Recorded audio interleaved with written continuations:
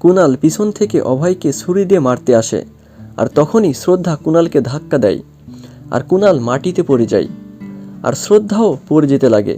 তখন অভয় এসে শ্রদ্ধাকে ধরে। হ্যাঁ বন্ধুরা, তোমরা আবারও ঠিকই শুনেছ, আবারও চলে এসেছি তোমাদের মাঝে তোমাদের জনপ্রিয় নাটক ভাগ্যরেখা নাটকের 434তম পর্ব নিয়ে। তো বন্ধুরা, ভিডিওটি দেখার আগে তোমরা যদি এই চ্যানেলে নতুন দর্শক হয়ে থাকো তাহলে চ্যানেলটি এখনই সাবস্ক্রাইব করে এসো। আর হ্যাঁ বন্ধুরা, ভিডিওটি না টেনে পুরোটা দেখার চেষ্টা করবে। আজকের ভিডিওটিতে রয়েছে অনেক বড় বড় চমক। তাহলে চলো শুরু করা যাক। শ্রদ্ধাকে যখন কুণাল কিডন্যাপ করে নিয়ে যায় তখন শ্রদ্ধা বাঁচাও বাঁচাও বলে চিৎকার করে। অতঃপর কুণাল শ্রদ্ধার মুখ বেঁধে দেয়। শ্রদ্ধার চিৎকার শুনে অভয় শ্রদ্ধাকে ডাকে।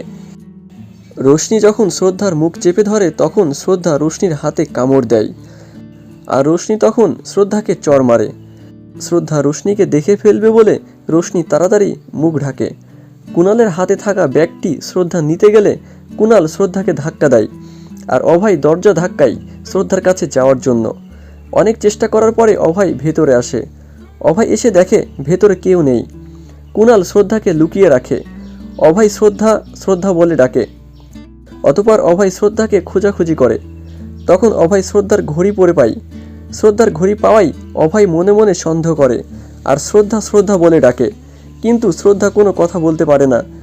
কিছুক্ষণ পরে কুণাল মুখ বেঁধে যায় অভয়ের কাছে, আর অভয়ের সাথে মারামারি করে কুণাল ও কুণালের গুন্ডারা। অভয়কে যখন কুণাল মারে তখন রোশনি দাঁড়িয়ে দাঁড়িয়ে সবকিছু দেখছিল, কিন্তু রোশনি অভয়ের সামনে আসতে পারছিল না। তখন কুণাল অনেক মারধর করে অভয়কে। অভয়কে মারা দেখে শ্রদ্ধা সেখানে আসতে লাগে, কিন্তু ওই মেয়েগুলো শ্রদ্ধাকে আসতে দেয় না। অনেক চেষ্টার পরেও শ্রদ্ধা অভয়ের কাছে এসে মাটিতে পড়ে যায়। অতঃপর কুণাল পেছন থেকে অভয়কে ছুরি দিয়ে মারতে আসে, আর তখনই শ্রদ্ধা কুণালকে ধাক্কা দেয়, আর কুণাল মাটিতে পড়ে যায়, আর শ্রদ্ধাও পড়ে যেতে লাগে। তখন অভয় এসে শ্রদ্ধাকে ধরে। তখন গুন্ডারা সেখান থেকে পালিয়ে যায়। শ্রদ্ধা অজ্ঞান হয়ে যাওয়ায় অভয় অনেক চিন্তিত হয়ে পড়ে। অভয় তখন একটা ফোন সেখানে পড়ে পায়, আর অন্যদিকে আবারও উকিল এসে অভয়ের বাড়িতে। উকিল অভয়ের বাবাকে বলে, অভয়কে যদি আজকে আদালতে হাজির করতে না পারা যায় তাহলে অভয়কে আর জেল থেকে বের করা যাবে না। সবাই অভয়কে নিয়ে চিন্তিত হয়ে পড়ে। ঋতু অভয়ের মাকে বলে, ভাবি তুমি কোনো চিন্তা করো না, অভয়ের কিছু হবে না। অভয়ের মা অনেক কান্না করে, আর বরুণ সব কিছু দাঁড়িয়ে দাঁড়িয়ে শুনছিল। বরুণ মনে মনে বলে, আমাকে ক্ষমা করে দাও অভয়, আমার জন্য তোকে আজকে জেলে থাকতে হচ্ছে। আর অন্যদিকে অভয় শ্রদ্ধাকে ঘাড়ে করে বাইরে নিয়ে আসে, আর এইসব দেখে রোশনি অনেক রেগে যায়। অতঃপর সেখানে আসে কুণাল। কুণালকে চড় মারে রোশনি। রোশনি কুণালকে বলে, তোমার এত বড় সাহস কে দিল অভয়কে মারার? অতঃপর অভয় শ্রদ্ধাকে নিয়ে বাইরে আসে। তখন অভয় শ্রদ্ধার ফোন থেকে রোশনিকে ফোন দেয়। তখন রোশনি ফোনটা কেটে দেয়, আর ওইদিকে অভয়ের মা চিন্তা করতে করতে অসুস্থ হয়ে পড়ে। কিছুক্ষণ পরে অভয় শ্রদ্ধাকে নিয়ে বাড়িতে আসে, এবং অভয় সবাইকে শ্রদ্ধার কথাগুলো বলে। শ্রদ্ধা অনেক অসুস্থ হওয়ায় অভয় ডাক্তারকে ফোন দেয়। অতঃপর ডাক্তার বাড়িতে আসে। তখন অভয় শ্রদ্ধাকে তার রুমে নিয়ে যায়। তখন বরুণ রেগে গিয়ে কুণালকে ফোন দেয়।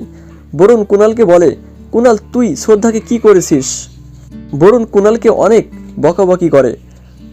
বরুণ বলে, কুণাল শ্রদ্ধার যদি কিছু হয় তাহলে তোকে আমি ছাড়ব না কুণাল। বরুণ কুণালকে বলে, কুণাল তুই একজন খুনি। অন্যদিকে রোশনি বাড়িতে আসে। ঋতু এসে বলে, রোশনি তুমি কোথায় গিয়েছিলে? তখন রোশনি মিথ্যা কথা বলে। রোশনি সব কিছু না জানার অভিনয় করে। শ্রদ্ধা অনেক অসুস্থ হয়ে যায়। ডাক্তার শ্রদ্ধাকে অক্সিজেন দিয়ে রাখে। অন্যদিকে কীর্তি বাড়িতে আসে অভয়কে ধরার জন্য। শ্রদ্ধার কাছ থেকে যখন অভয় চলে যায় তখন রোশনি এসে শ্রদ্ধার মুখ থেকে অক্সিজেন দেওয়ার মাস্কটি খুলে দেয়, এবং তখন শ্রদ্ধা আরও বেশি অসুস্থ হয়ে পড়ে।